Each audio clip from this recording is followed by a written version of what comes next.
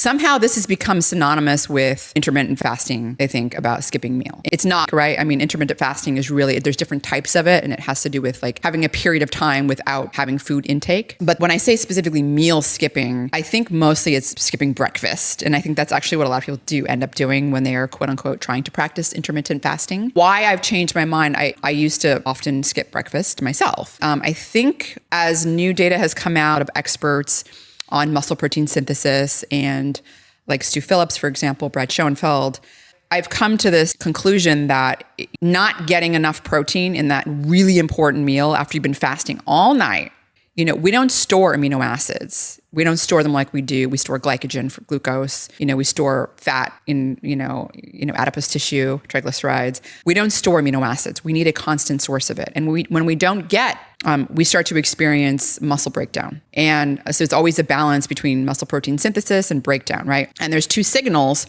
for muscle protein synthesis. Protein intake has to do with essential amino acids like leucine being a major one. That signal muscle protein synthesis. And then the other signal is mechanical stress, right? So just resistance training, essentially, right? The forces like mechanically like stressing your muscles. So that first meal, breakfast, is so important because you're essentially at the point where you need protein. And so you get in a state if you're not getting protein at that point. Now, somewhat, if you're doing resistance training, that can sort of help offset that a bit because you are getting that other signal, right, to help, get the muscle protein synthesis. But I think that, again, also just if you're skipping a meal, that's an entire meal, you're not going to have protein. So are you going to make up for that protein in your other couple of meals that you're going to have? I was not doing that. I was of the opinion that, I was getting enough protein. And that's kind of another, I think, area I've changed my mind on as well. But the meal skipping part, I think, is the big thing that was a big eye opener for me because there had been some studies where intermittent fasting had led to a little bit of,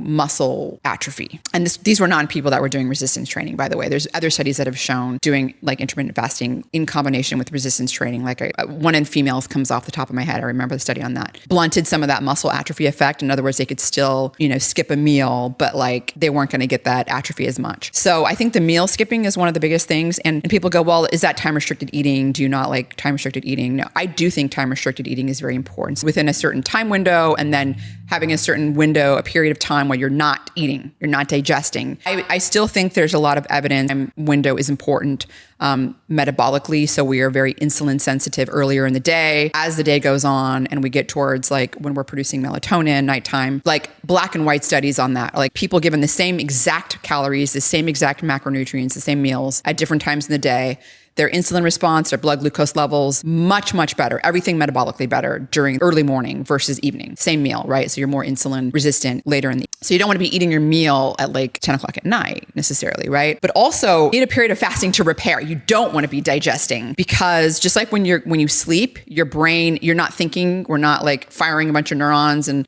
cognition, it's not like happening. You're resting, your brain needs to rest. Like if you never rested, if you never slept, like you'd be a mess, like you couldn't think. Well, digestion is the same way. When you're digesting your food, like all your organs are working, you're not in repair mode. So you need a period of time when you are not digesting, and that is when DNA repair is happening when you're in a fasted mode. This mostly happens during sleep, repairing the damage to your DNA. This is when things like autophagy happen, right? Like this clearing out other gunk and stuff inside your cells. So different repair processes happen during a fasted state. And so I think that is important to have that still. So time restricted eating, I still think is beneficial, but I don't know. People have like taken time restricted eating and said, oh, I'm going to skip a meal. And then I'm going to, I have my time window shorter of eating because I skipped that meal. I'm like extending my fasting part. I don't think that's the right way to look at it. I think that is the wrong way to look at it because you're then skipping that whole protein bolus that you're going to get to make sure you're stimulating muscle protein synthesis and not becoming catabolic, right? And so I think that plus then maybe sometimes you're shifting your meals a little bit later. And again, and even to sleep better, like it's better to not eat like 3 hours or so before you're actually going to bed because it's, even if you have your last bite at like 6 p.m. or 7 p.m., it's like 3 to 5 hours of like all the digestion. So you don't even really start the fasting clock until like 3 to 5 hours after that last bite. So I think that's one of the biggest areas where it's like, I don't skip breakfast. That's a big one. I think I've caught a lot of heat for that too. Cause like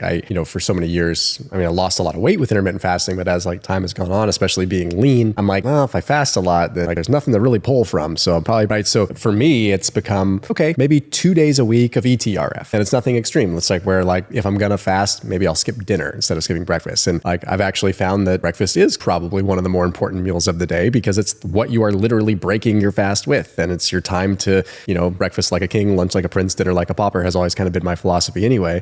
So, and it's like fasting being a little bit more of the anomaly and rather than the rule, being something that's like occasionally be like, you know what? Yeah, it's a good day to do a 17-hour fast, perfect. But it's not going to be something to do every day. And you said something important too. Like I do think, a lot of people that do, when you're skipping meals, it's not just intermittent fasting, it's also you're reducing your calorie intake. Yeah. That's one less, meal like that's gone, right? And people that are overweight, people that are obese, they can really benefit a lot from caloric restriction. You can lose a lot of weight, especially the more fat mass you have, the less you're going to be losing muscle from that because you do, like you said, you have so much to pull from. And, so I think that it's certainly like just, it's easier for people to implement. Like when they think of counting their calories, it's just too much work. Yeah. But when they're like, oh, I'll just not eat, they're essentially, they're performing caloric restriction like through another way, right? Getting fewer calories, but, and it is effective way to lose. But like you said, when you start to get like a little bit leaner, like, this was brought to my mind from Brad Schoenfeld. He pointed this study out to me that, up to 30% of the weight loss can come from muscle if you're not doing resistance training because people are just not getting their protein. They're skipping meals. They're not getting that other extra two important signals. They're not getting one of them. And then on top of that, if they're not doing resistance training, they're not getting any of them. So their protein intake's not enough and they're not stressing their muscles. Your body is essentially like, I need amino acids. I'm going to pull from muscle. Technically, yeah, your muscle is a reserve of acids, but you don't want to pull from your muscle. No. So it's not really like reserve. Last resort. It's like a survival mechanism. Yeah, I think that you brought some really important points there with respect. It is a very effective weight loss strategy when done right. Certainly people that are obese and overweight have a lot more that they can work with than people that are not quite. People that are just interested in, longevity. I want to like do time restricted eating. Well, like you don't want to be skipping breakfast every day. If you're already like normal weight, like there's no reason to do that. You said early time restricted eating, ETRE or ETRF, time restricted feeding is another way to do that where you're just essentially, you're eating the same number of meals, but you're doing it in a smaller window instead of just all day, right? Like spreading them out and like not having a period of fasting where you're like repair mode. Like you want to be in repair mode. Like that's important. Like I sort of have a standard of like my general rule is 12-12. Like, I mean, that's kind of just what I naturally fall into. It's like I kind of just don't eat from like 7 to 7. Like that's like pretty easy for me to do almost daily. And I don't really think about it. I get up in the morning. I usually train fasted just because I feel better that way. And then it just so happens that my post-workout meal is also my breakfast and everything's hunky-dory.